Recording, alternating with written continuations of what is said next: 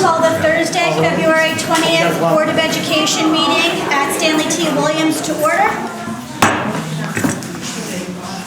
Roll call. Chairman Papa-Holzer. Here. Vice Chair Candelora. Secretary Sienna. Here. Janet Balsamo. Here. Vincent Mace. Here. Marcy Anafrio. Here. Cynthia Rice. Can we salute the flag? I pledge allegiance to the flag of the United States of America and to the republic for which it stands, one nation, under God, indivisible, with liberty and justice for all. Visitors? We have a full house, no visitors, no one wants to say anything? All right, student representatives. The NBHS data team and leadership teams have continued to adjust SAT prep plans based upon fall 2019 PSAT data for juniors. Students who nearly met growth targets were identified, and this information was provided to teachers of junior classes. When possible, juniors identified were enrolled into the SAT prep course at NBHS in lieu of study halls. When conferencing with juniors, guidance counselors and classroom teachers included specifics for improvement areas on the SAT. Reminders regarding exam exemption incentive for juniors connected to their course averages for the year, and SAT data was provided during advisory. Professional development with 2 outside presenters took place on January 15th and February 12th with the leadership team regarding potential next steps for professional development. Next, 25 NBHS students from Dream Team volunteered at JHS on February 6th for the annual Jerome Harrison Wellness Fair. The NBHS Dream Team, led by Mrs. LaCroix, also volunteered at TVS for the annual Health and Wellness Expo on January 24th.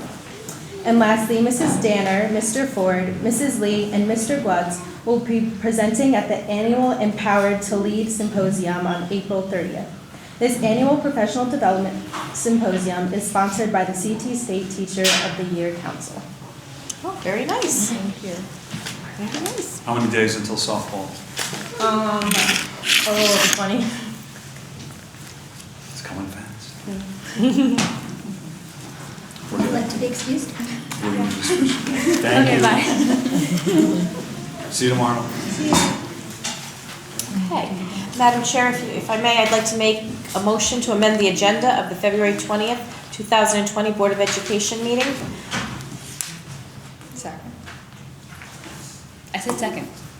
Discussion? You're going to read the amendment? Yeah, after we amend it. Yeah. Yeah. What are you amending? I'm sorry. Okay, so I'm going to amend the agenda for a legal matter under the superintendent's report for discussion. All in favor? Aye. Aye. Okay, then I'd like to make a motion to add the agenda item K, legal matter under 8, superintendent's report for discussion. Second. All in favor? Aye. Thank you. I'll make a motion to approve the minutes of the January 16th, 2020 Board of Education meeting as submitted. Second. I have a question on that. Discussion? I have a question. Good.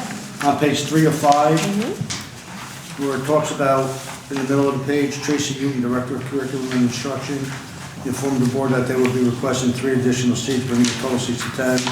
Members discussed the additional requested seats. Did we take any action on that? Was there action taken on that? Because I don't see, I know we discussed it, but I thought we did something.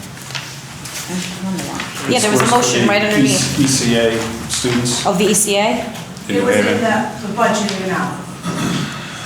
And you approved the budgeted amount. For those seats. So those 3 extra seats are approved? So the budget amount that was in our budget that was approved was for 10 seats. We currently have 7, and depending on enrollment and requests, So we money is didn't, there for 10, so yes. we'll vote on the budget tonight. All right. So it's for the 10 seats. It's for the 10 seats. Right. I just wanted to know when that was. So we'll vote on it tonight. Okay, all right, Tracy, thank you. Okay. Can we do a roll call vote for the minutes? Of course. Chairman Papa-Holzer. Abstain? Secretary Sienna. Abstain. Janet Balsamo. Yes. Vincent Mace. Yes. Marcy Knopfler. Yes. I'll make a motion to approve the minutes of the January 30th, 2020 special meeting budget workshop number 1 as submitted. Second. Discussion? Roll call vote? Chairman Papaholzer, Yes. Secretary Sienna, Abstain. Janet Balsamo, Yes. Vincent Mace, Yes. Marcy Knopfler. Yes. Then I have a motion, I'll make a motion to approve the minutes of the February 6th, 2020 special meeting budget workshop number 2 as submitted. Second. Discussion? Roll call? Chairman Papaholzer. Yes.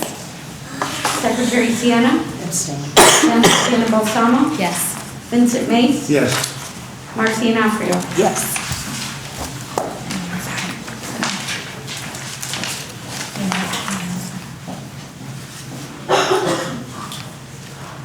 I need to abstain from the minutes. I'm sorry. I'm sorry? I need to abstain. I can't approve those minutes. I wasn't at that meeting. On the 6th. I wasn't at the 6th. Sorry, Mary. That's okay. I just,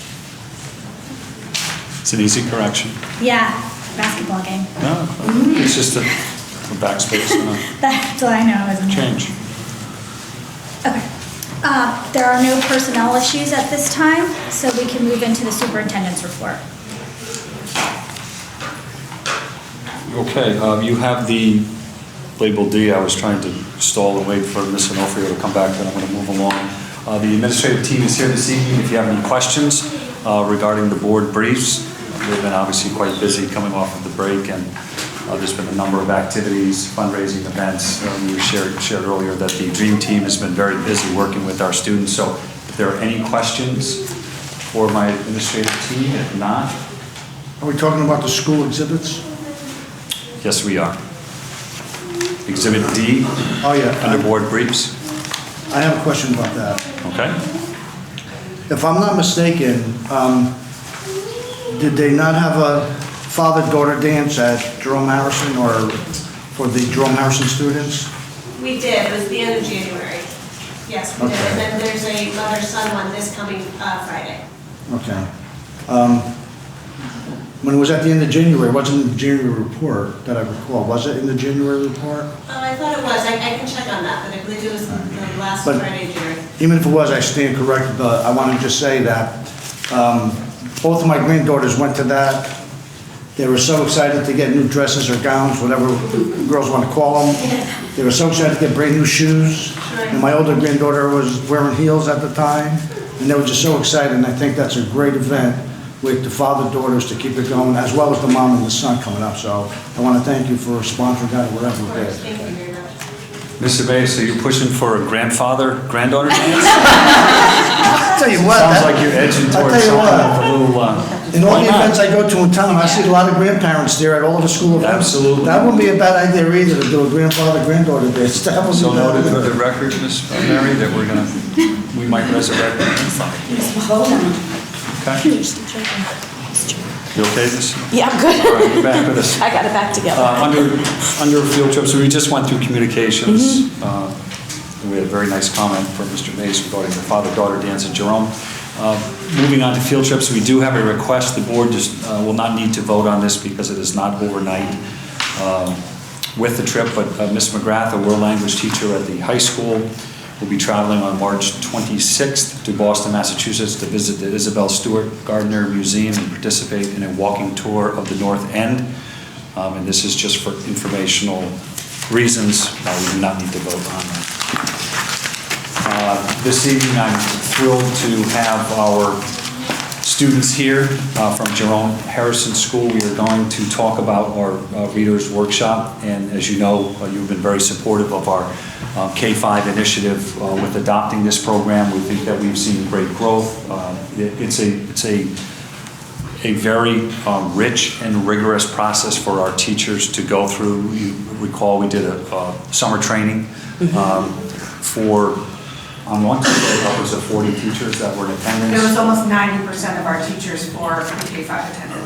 And the buy-in has been tremendous with the implementation of our coaches at the lower levels. We're starting to see the fruits of our labor, and I think over the next 5 years, as we continue to implement and complete this with fidelity, we're going to see great results. So that being said, I do want to recognize Heather Glenn, who is our K-5 literacy coach, Sue Sandar from kindergarten, Katie Ayette from grade 1, and Amber Lake from grade 2, who are here this evening to talk a little bit about the program and what they've been doing with our students. I think we have, I want to say 10 students here this evening, so we're thrilled to have you here. Ms. Parker, is there anyone else from the staff you want to introduce? I know I see Mrs. Campbell's here too, another second grade teacher.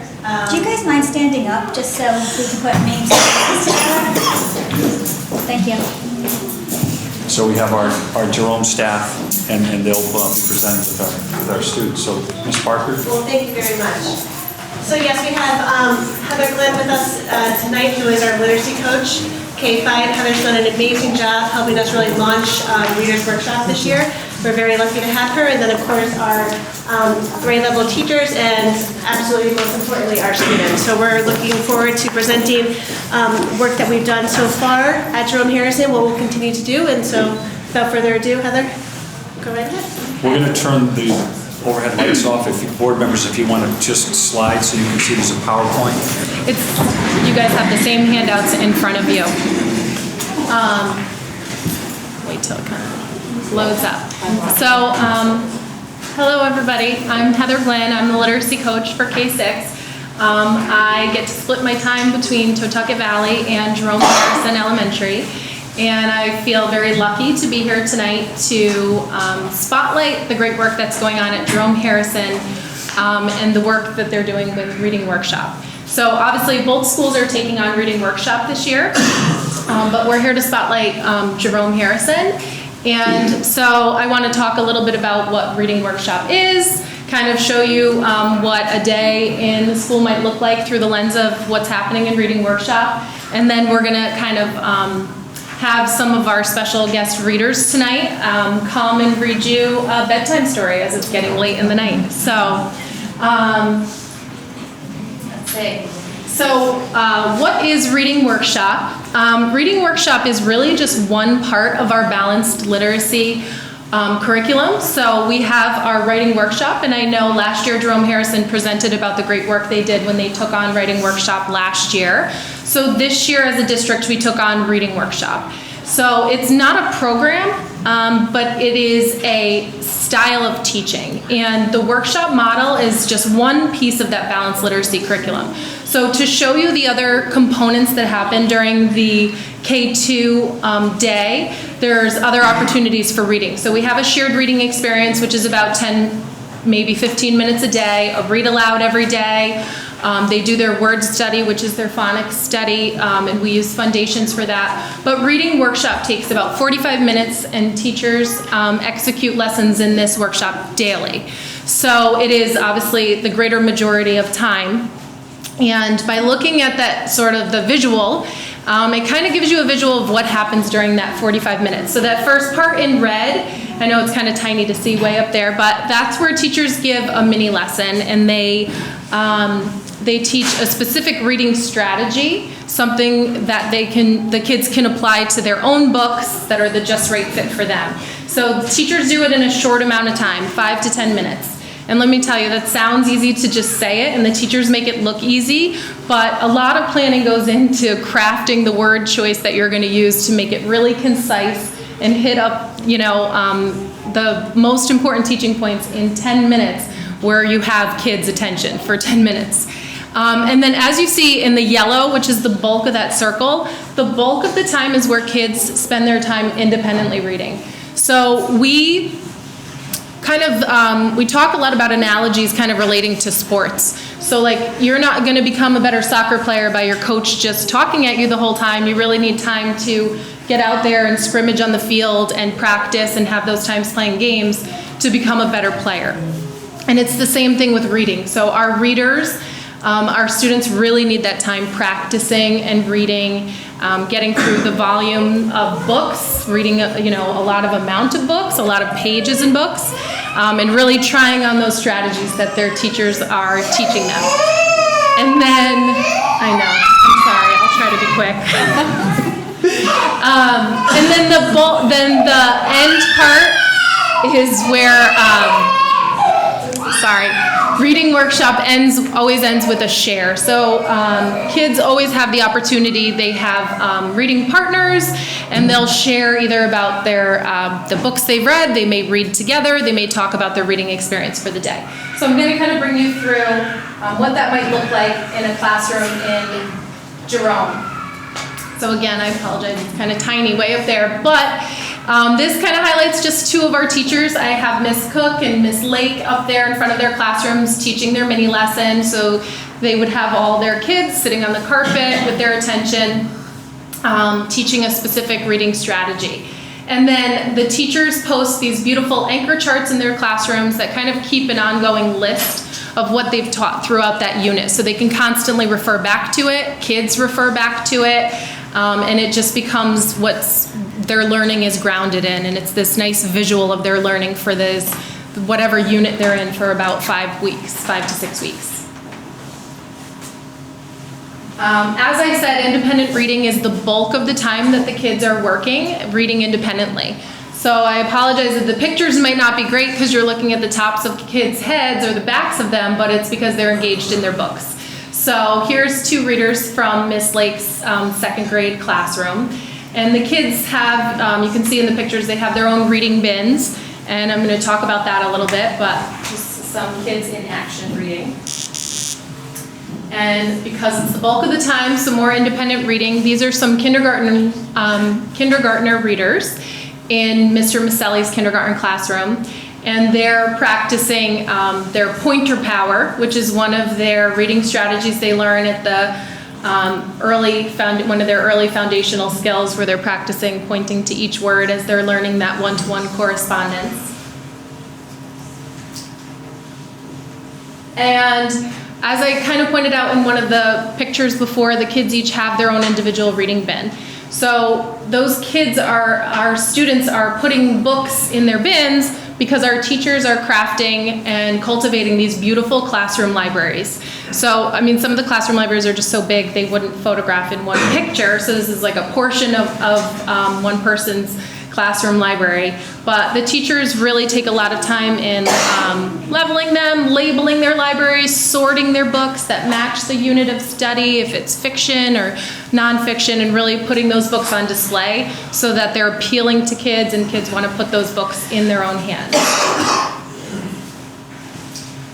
And along the lines with the beautiful classroom libraries, our students have routines in the classroom where they go book shopping once a week. So teachers have a schedule where, say they have 20 kids in the class, maybe 4 kids go book shopping a day, so the library area isn't overcrowded with kids all trying to reach for books. So this is an example of some kids book shopping in Mrs. Aiken's second grade classroom. And so you can see they know exactly where to go. They're kind of guided, and they know the routines, where to look for what books are the best fit for them. And you can see those 2 little boys kind of talking about books in that corner as they're choosing their books for the week. So just some numbers for thought. When we think about kindergartners grabbing books, we try to encourage them to grab like 10 to 12 books for the week. And kindergartner books, they're pretty quick. They can get through them pretty quick during that reading workshop time. So that independent reading time is really so valuable. And when you think about a kindergartner that has 10 to 12 books in their book baggie for that week, they're becoming an expert at those books. And if they could get through, they have these little mats that's like one side is green, one side is red. So they put all the books on one side, and as they read the books, and okay, I'm done with that, and they kind of move them over to the done pile. So if a kindergartner can get through all 10 of their books in one reading workshop session a day, if they can get through that pile, say twice, because those books are short, that kindergartner will have read up to 100 books that week. And that volume of text read is really, really powerful in growing readers. And that's what's happening. So,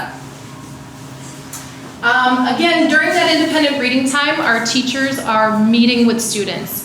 So they're conferencing with kids, listening to them read, giving them specific compliments about what they're doing great, so those kids hear that compliment and then replicate that great thing again and again. They're giving them strategies of things to strengthen as a reader. So they're meeting them where they are and they're helping them grow. So this is just some of our teachers in action, reading with kids, listening to them read, and working with them. Teachers also take small groups during that independent reading time. So there's Miss Merritt in kindergarten. Her paraprofessional is even conferencing with a reader down there. And then Mrs. Aiken in second grade. So again, pictures of the backs of kids' heads because their heads are in books. So these are, again, some of our readers. And our teachers do a great job of really creating classroom environments that have flexible seating. So you can see the kid is sitting on like a bouncy ball at a lower table in Miss Lake's room.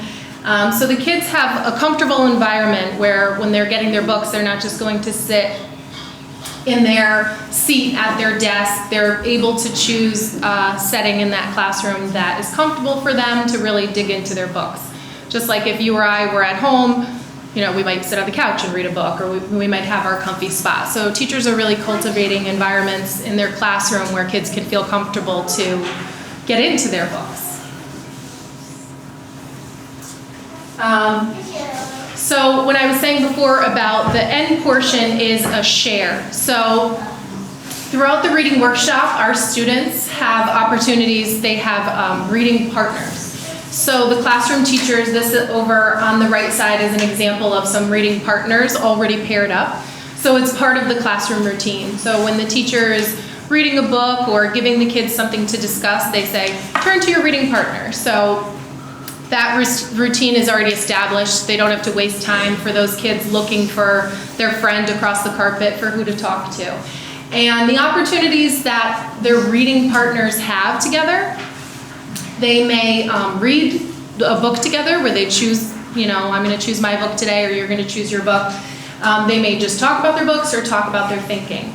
But it's really, I mean, down from kindergarten, it's giving our kids the opportunity to practice routines around speaking and listening skills. And then they're going to grow and develop as the kids grow and get older through the grades, because the demands of the speaking and listening that the kids will have to do with their peers is just going to get higher. And I feel very lucky that I am at Totucket and I get to see this in action, the conversations between kids up to 5th grade. So I see the kindergartners doing it, and I'm like, oh my God, this is just going to get so much better in time when these little kindergartners are in our 5th grade and beyond. So again, just some examples. Here's some reading partners in action. So there's 2 little girls on the left in Miss Lake's class. She was just saying the other day how her kids are kind of like into a Junie B. Jones obsession. So they're talking about a Junie B. Jones book. And the other 3 are some kindergarten readers in Miss Cook's class. And you can see they're kind of sharing the responsibility of pointer power. And the 2 little girls in the bottom right corner, they are, can't really see it here, but there's a sticky note on the page. And down to kindergarten, they're looking and in this unit, they're noticing that their books have characters, and they're figuring out how their characters feel by putting a sticky note with like a smiley face or a frown face. And so they're able to communicate that. And, you know, I just talked to those kids. What made you put that there? Oh, my character's feeling sad because their dog ran away. So they're making meaning from the words and the pictures in their books. And then just to kind of tie it all together, you know, a lot of these units that we're doing with our new curriculum components, our reading and our writing has many opportunities where the units align together. And I know this is kind of small and far for you to read, but it's just an example of in 2nd grade, they just did a unit where they were reading during their reading time, but their writing unit, they were able to write book recommendations about their books. So these are just some examples of kids writing book recommendations to their teacher. And some of some of them start off, do you like books with brave characters? If you should read Jurassic World. So these are coming from the mouths of 2nd graders. And I think it's awesome to see the connection there. So I've talked a lot about what our teachers are doing, and they make it look extremely easy. But this is a lot of new material for our teachers to be taking on this year, as our superintendent just said. And our teachers are learners too. So they're replicating, they're teaching the kids all day and they're spending every free minute of their time soaking in a lot of professional development opportunities. So we've been lucky enough, like was just mentioned, we had a week in July of training with a staff developer that comes from Teachers College and Columbia University.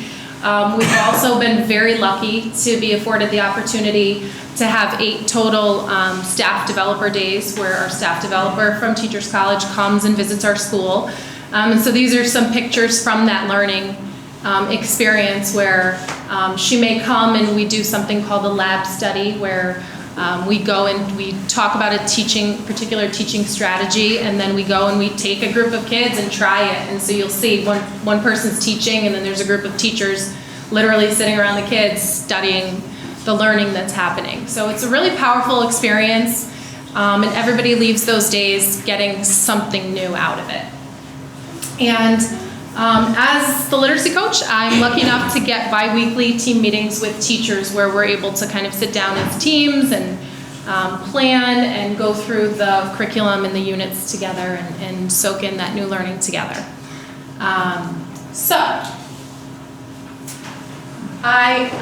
We're so lucky tonight to have some star readers. So in a second, I'm going to have our teachers that were very nice enough to come out tonight, Miss Lake from 2nd grade and Miss Ayat from 1st grade and Miss Sandar from kindergarten. And they're going to bring some of our readers up to you. And I thought, because it's getting late and we all know, especially talking about the importance of reading, that everybody should read before they go to bed. So instead of them getting a bedtime story read to them tonight, we thought maybe they could show off some of their reading skills and read to you. So they've brought their book baggies, like I was talking about, and they're going to come up to you and they may kind of show you some of the books in their book baggies. They may read you a couple pages in their books and tell you about one of their favorite books and really just show off their great reading skills. So, Jim, put the lights on.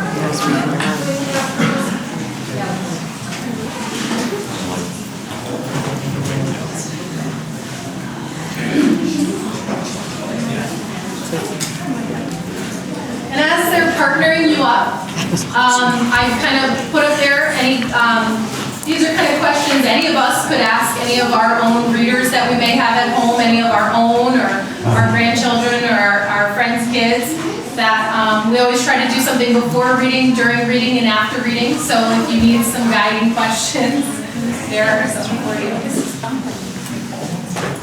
I have some friends for you. So this is and we read all the time.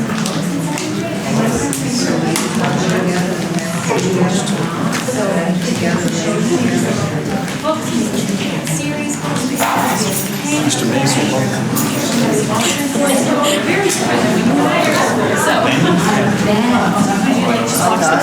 Just watch the boards. Hi, ladies. How are you? This is Adeline. This is Charlie. Beautiful names. How are you, girls? I didn't know that. What do you have there? Show me what you I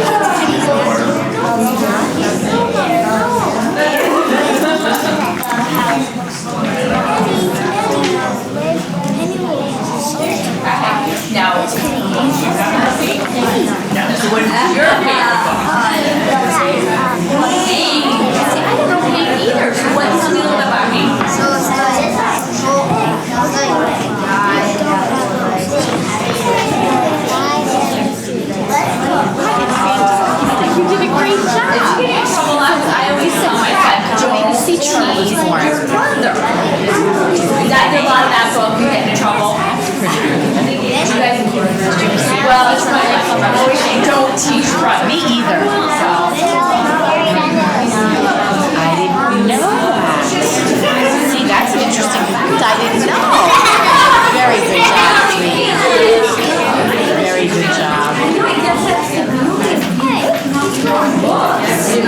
to read what someone else likes, you can figure out. What's your favorite? Very nice.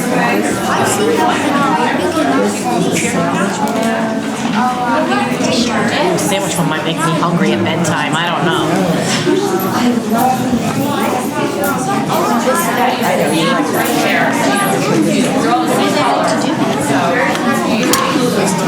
What are you going to read, sweetie? Sure, go ahead. Take turns.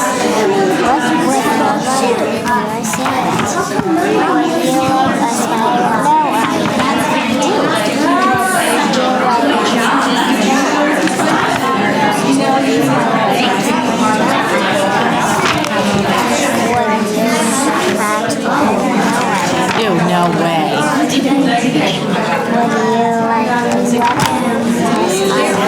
I like peanut butter. Me too, see? That's what I would like in my sandwich. Those other things, I don't think they taste very good, do you? Do you eat jelly on your sandwich? Me too. I like peanut butter and jelly. You like a jelly sandwich. One of my favorites. Now, how old are you girls? 5. Wow, so you're in kindergarten. Wow. That's pretty good for kindergarten, let me tell you. It's really good for kindergarten. I can tell. I can tell. There's some big words in that book. Especially ocean. It's kind of hard to say, huh? It's tricky. The C's can say different things, right? It can be like C for cookie or the C in ocean. Yeah. It's tricky.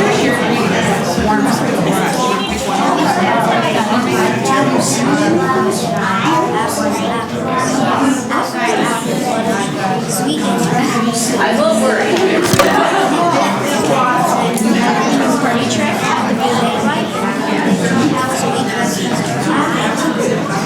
Nice job. See what that upside down?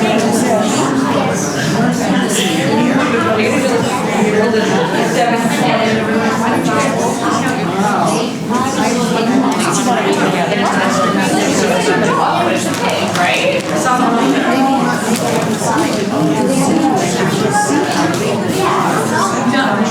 No trouble. I like that before bed too. How about you? That's why I had that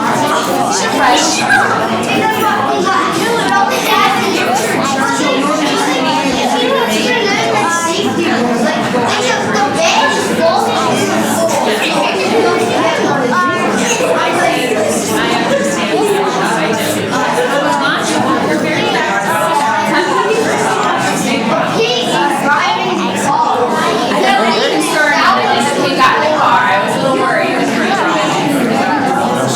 That's very interesting.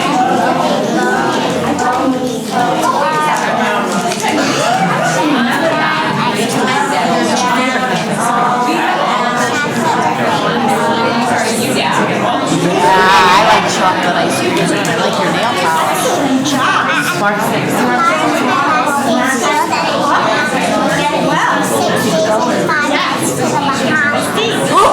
You're kidding me!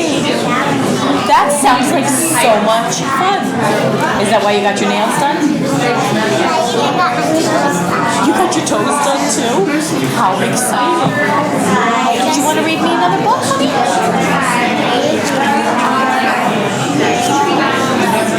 No, that's one I know. This one actually, I think it's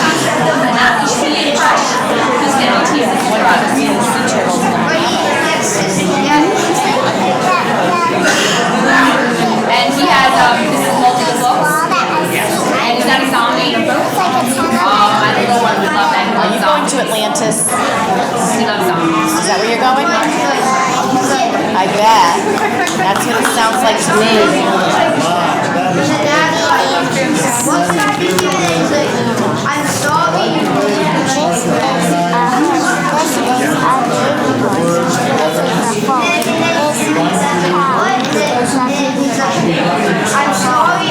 It is what? No. Try again.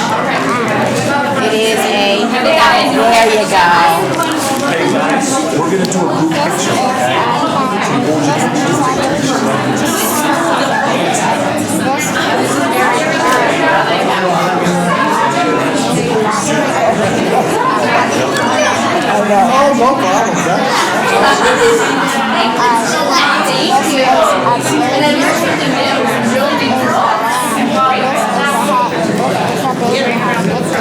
Check. The end, right? Great job, girl. And I hope you have a good time in the Bahamas. To get more intel on that. We'll have to find out. She's going for 6 days and 5 nights. She got her nails done and her toenails done. Are you ready to take a picture?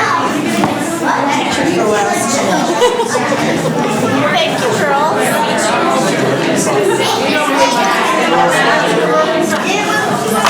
That's my favorite. That's my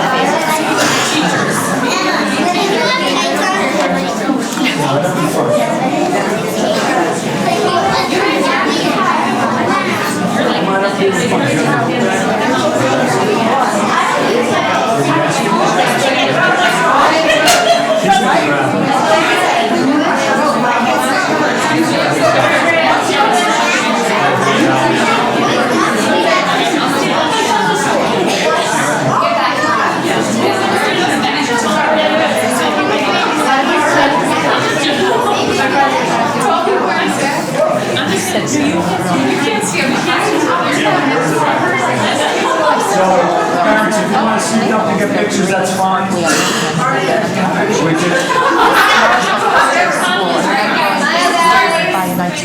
Look little and smile.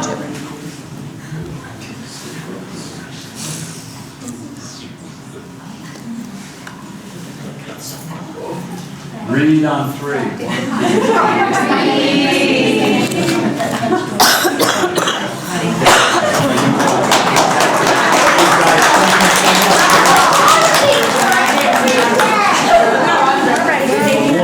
I got it. You gotta go on to the Board of Education minutes. I mean, not minutes, meeting dates is what I meant. Sorry, I meant minutes. I know.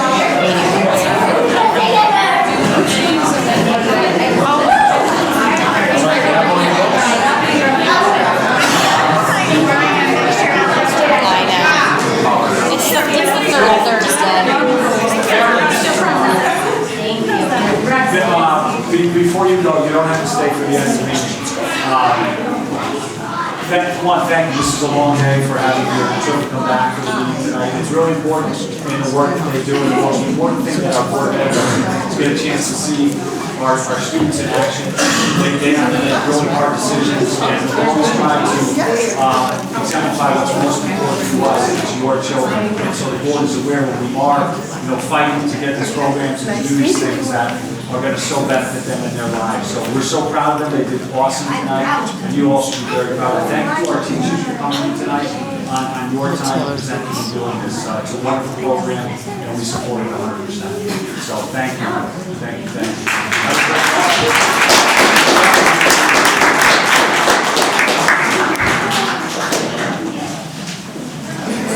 Take it away.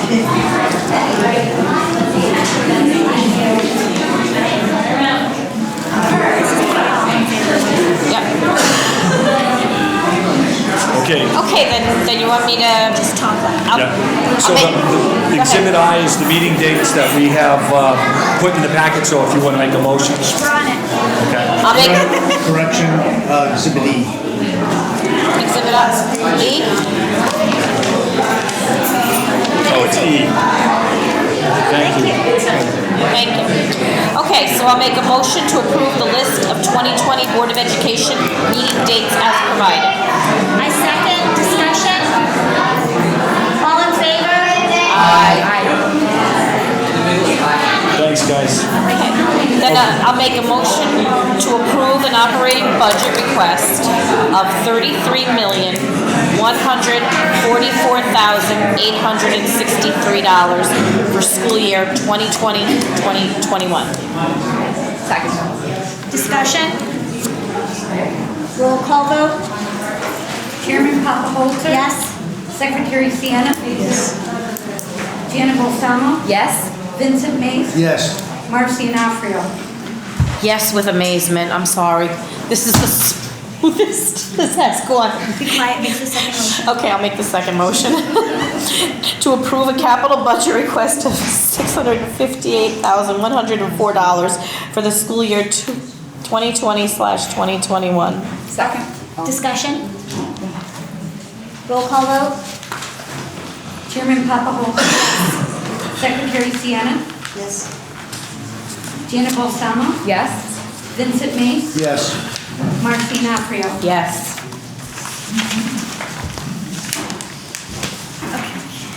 Okay. One, thank you for your efforts with the budget workshops. I think everyone was in agreement over those 2 nights that the method on which it was presented, the transparency, the new model that we're going to was very user-friendly. The fact that we were able to get in under 3% with 2 new positions and programs that we feel are very important to the district. It's kudos to Martha, who couldn't be here tonight, but the administrative team who worked tirelessly to be flexible and supportive of one another and looking at what the district's needs were moving forward. So I want to thank all of them for their efforts.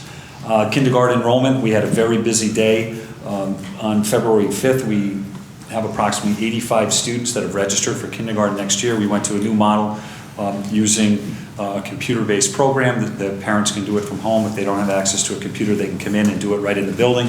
We opened up the school, get to meet a lot of the youngsters going through that process. The families were very supportive of it. It was really streamlined, and I think, and it might have gone up since the 5th. We have 94 now. 94 Oh, wow. since then, so we're creeping up, and our hope with the summer months coming, we usually get students who trickle in to be around 110, 115. So, thank you. This afternoon, I had the opportunity to meet with, obviously, Todd Steffler, Greg Woods, Mike Paulus was present, to meet with QA&M architects, and they presented the 3 options that we will be looking at on February 26th at 6 o'clock at NBIS cafeteria. Says 7. That's not right, and it's at Town Hall there, so it's been changed. The Town Council moved that meeting because of the seating capacity. I'm happy that the mayor is here tonight. Thank you for being here tonight. I appreciate that. So we are going to work together on the 26th, 6 o'clock, NBIS, to look at options moving forward. You know that the high school was built in 1964. QA&M has done a phenomenal job of really digging into the needs of the building and coming up with scenarios and options for us as we move forward in this huge decision for the town. Would we be able to open the high school up for a tour similar to how the Yes. police department has done that? I think it's given them a lot of traction, and I think that the high school, being built, 25 years earlier than the police department roughly, should get some attention as well. So I'm glad you mentioned that point. What we are going to do the night of the 26th is I'm going to hand out 3 dates that we are going to open the high school at 6 o'clock in the evening to work with parents to come in, and we're going to have tours with student-driven tours, and staff members, administration will be there. So we'll give 3 options, 3 nights for parents to come out, and then we're also going to have a date, or community members to come out. We're going to have a date where we're going to have another meeting in the auditorium, and we're going to turn that into a very condensed presentation by QA&M, and then more opportunities for specific questions about the options that they've seen. So that's the follow-up to the 26th. So we hope to see a good turnout on the 26th, 6 o'clock, NBIS cafeteria. Did you get that back there? Perfect? Okay. Any questions? All right. Shining Star, I can't believe it's that time of year again. In March 26th, Thursday evening, we will be honoring 4 outstanding citizens of North Branford. We have no one sitting here at the table tonight. I don't want to call her out on it and embarrass Marcy. But Brian Lynch, Dave Palumbo, Tom Smith, and Marcy will be inducted that evening. It's a great night. All of the previous inductees come out, and then families and friends and community members. We have a wonderful meal, and then the dedication for all of the community service and efforts that people have done throughout their time here in North Branford. And I think it's really grown into something special. Many of the people have connections to programs or things from 20, 30 years ago where they gave so much time, but they're being recognized later in their life. And a couple of these people here tonight exemplify those things, that they've always been around. A couple of them are grandparents now, and they were so connected to this community. And it's nice to see us recognizing them. So mark your calendars. I know you'll all come out and support all of our shining stars. That's at 6 o'clock at Seasons on Route 80 in East Haven. I do not get any permission for plugging Seasons, by the way. Let's just really hold it, and they've done a great job. And that is it for my report this evening. All right, so we'll move on to committee reports. There's no negotiation meeting. Budget and operations. Who was there? All of us. Not all. I was not. Except Jill. Okay. All of us. I mean, pretty much, Martha was, she gave us another update. They're still trying, they're still finding things that they need to bring new Line items. Clean up some line items. There's some new line items. They have, if you see, they have zeros. That's because they're new. They have to take money from other places and move it. She met with the copier company for bids. We have a second She's waiting company for bidding. a second one to come in the next day or two. That's going to save us either one. I mean, obviously go with the lowest, but it's going to save us a lot of money. And she met with, which I was really excited about, she met with Anita from Town Hall and Anthony Esposito, and without them really talking, they're both looking at the same accounting program. So that's really, really good. That's because they're on different programs. And we said that, during our budget process, we said we'd like to get a new one, but it would really work if it matched up with the town, and separately and independently they both picked the same one, which was really good. So they're working on seeing if we could fund that, and that was pretty much it. The part of the conversation, I had sent a letter to Mike Pauls last week regarding this joint meeting and the opportunity for us to use earmarked monies that went back to the town that were not expended last year towards the purchase of this software, which would cut the purchase price down significantly. So it would be a great way for the town and the Board of Ed to work together on this new platform. And we have a chunk of money right now that would really offset the total cost. So it's kind of exciting. I did have a chance to look at the Bloom Shapiro report on the consolidation, and the first thing in the box in that 1 to 2 year range was to come up with this platform.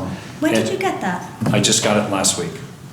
Did we get it yet? You didn't get it. Okay. I was like, did I miss that? No, it's in draft form, so we're sending back our corrections to it. All right. But I can share this with you. The first thing they said was to try to get this joint platform within the first 2 years, and if things go accordingly, we may have this rolled out for next year. Oh, that'd be great. Which would be really exciting. So that's it for budget and operations. I have updated a quick on question. Fire. In budgets next month, can you include the breakdown of the grants and first choice so we can explain how they work? Yes. Open choice. Open choice. I call it Yeah. first choice, but it's really open choice. In my mind, it's something different. Yeah, school choice. Just so we can help the understanding of what our normal budget is, how grants play in, and how that open choice money. Absolutely.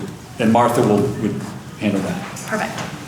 Okay, and that's it for budget and operations. Curriculum? Speaking of grants, in curriculum meetings this evening, we spoke about our school improvement grant consultant coming from the state to perform an audit at NBIS, reviewing some of the programs and changes that we've made since the inception of the grant. We have not received the report back yet, but have received favorable feedback. One of the aspects of the grant obviously is to improve student achievement as well as the indices scores for the next generation accountability. That was the second part of our meeting, kind of flip-flop though. We talked about how every building in the district as well as the district indices have gone up from last year. Specifically, the highest gains have been at Jerome, which is an attendance-based because there's no student testing there for state assessment testing.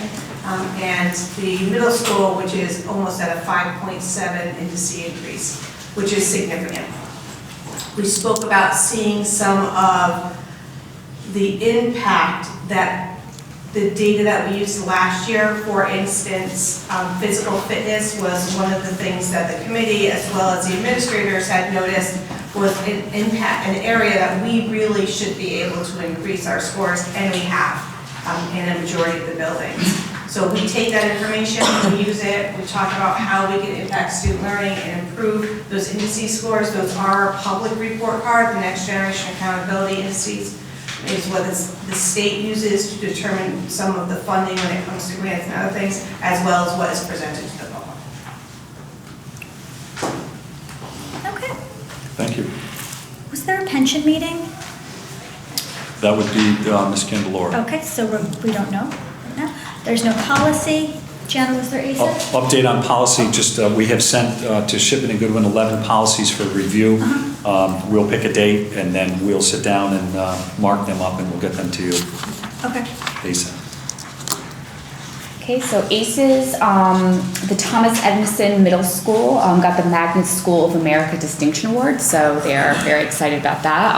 They're going to have a ceremony in the next month. We approved the teacher contract for July 1st, 2020 to June 30th of 2021. The audit for fiscal year ending June 30th, 2019 was completed, and they made some recommendations. One was to diversify where they keep their money. Our school nurse proposal was tabled for our next meeting, and we had our basic human resource report, curriculum, early head start, and they were all pretty standard. So that's it. There's no building committee meeting, there was no communication meeting, and Cindy represents wellness. Correct. Okay.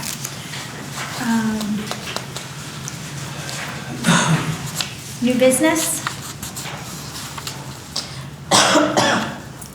Go to the board?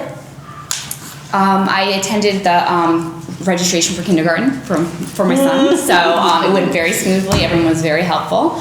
I should have been more prepared, and I wasn't. I was like denying that I was sending my kid to kindergarten. So everyone was wonderful, and we're looking forward to. Well, I'm looking forward to kindergarten next year. My son, not so much. So He'll be ready.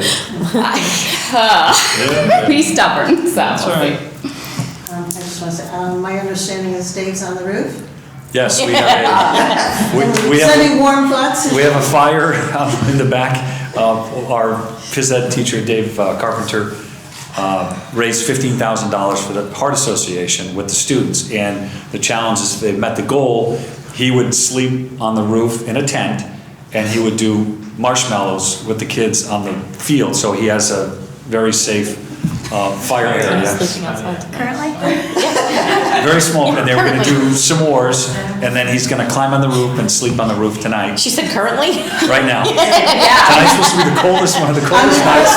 She was Friday though. He didn't look at the forecast, did you? He assured me it's a 0 degree sleeping bag, but and all kidding aside, it's a great testimony to his dedication to the students and his willingness to get them involved in something so valuable as raising money for the Heart Association.